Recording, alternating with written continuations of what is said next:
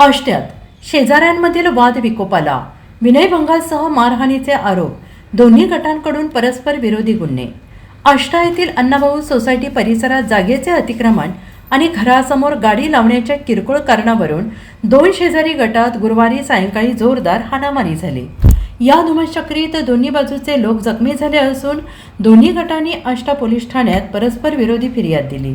पोलिसांनी दोन्ही बाजूंच्या एकूण 7 जणांवर विनयभंग, गंभीर मारहाण आणि घरात घुसून दमदाटी केल्याप्रकरणी गुन्हे दाखल केलेले आहेत. याबाबत सुभाष शिवराम घाडगे वय वर्ष 67 राहणार अण्णाभाऊ सोसायटी आष्टा यांनी विजय घस्ते, अजय घस्ते, शुभांगी घस्ते यांच्या विरोधात फिर्याद दिली आहे.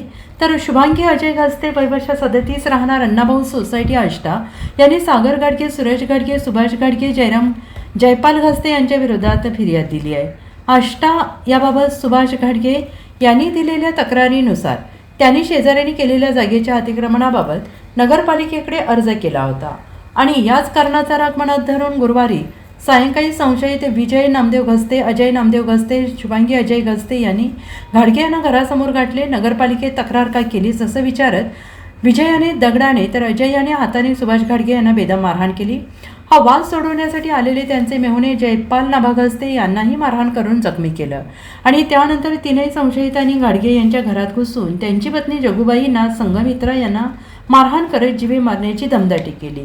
तर शुभांगी घस्ते यांच्या तक्रारीनुसार गुरुवारी सायंकाळी त्यांच्या दिराची गाडी घरासमोर उभी होती. यावेळी तुम्ही गाडी आमच्या दारात का लावली असं म्हणून शेजारी राहणारे सागर सुभाष घाडगे, सूरज सुभाष घाडगे, सुभाष शिवराम घाडगे, जयपाल घस्ते हे सर्वजण धावून आले आणि यावेळी संशय सागर घाडगे आणि शुभांगी यांना मारहाण केली.